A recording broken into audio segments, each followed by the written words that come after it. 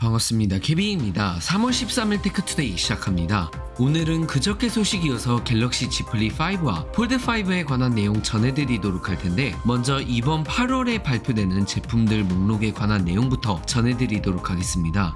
이전 테크투데이를 통해서 이번 8월에 갤럭시 Z 플립 5와 폴드 5 외에도 추가적으로 갤럭시 탭 S9 시리즈가 출시될 것으로 보이고, 탭 S9 시리즈는 탭 S 시리즈 최초로 방수방진을 지원하게 되면서 IP67 방수방진 등급을 부여받을 것으로 보인다는 내용 전해드렸었습니다.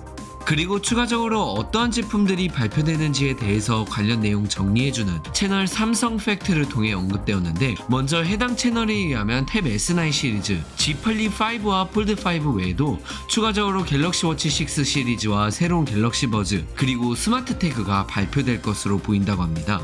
실제로 새로운 갤럭시 스마트 태그와 워치 6 시리즈는 발표가 될 것으로 보인다고 IT 매체 샘 모바일스에서도 보도하였으며, 특히 이번 워치 6 시리즈 같은 경우 밀스펙 인증까지 받을 것으로 보여지고, 워치 6 프로 모델에서는 물리 베젤링이 다시 탑재된다는 내용도 언급이 되고 있습니다. 이 부분에 대해서 추가적인 사항이 있을 경우 차후 테크투데이를 통해 전해드리도록 하겠습니다.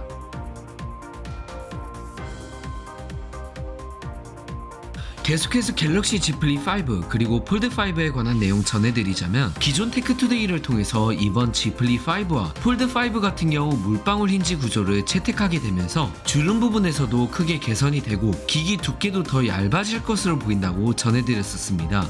추가적으로 이번 Z 폴드 5 같은 경우 무게도 감량하면서 기존 263g에서 251g대로 가벼워질 것으로 보인다는 내용 전해드렸었는데, 두께 부분에 대해서도 언급이 되었고, 이번 Z 폴드 5 같은 경우 접었을 때 13mm 정도로 굉장히 얇을 것이라고 합니다. 참고로 Z 폴드 4 같은 경우 접었을 때 15.8mm 정도의 두께를 가졌었으며, 이는 물방울 힌지 구조를 채택함을 통해 두께가 얇아진 것으로 보입니다.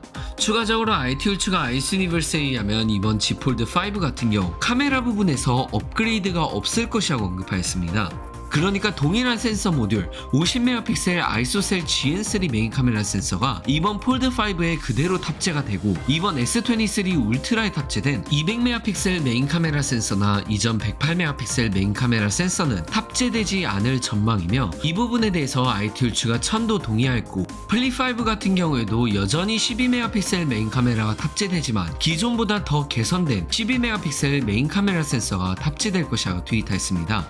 추가적으로 이번 폴드 5 같은 경우 비율이 변경되는지에 대해서도 궁금점이 있었는데, 아이스유니버스는 여전히 이번 폴드 5 외부 화면에는 6.2인치 디스플레이가 탑재될 것이라고 언급하였으며, 이를 보아 비율이 크게 변경되진 않을 것으로 보이며 두께가 얇아짐과 무게 경량화가 중심이 될 것으로 보입니다. 오늘 테크투데이 소식 여기서 마치겠습니다. 시청해주신 여러분 고맙습니다.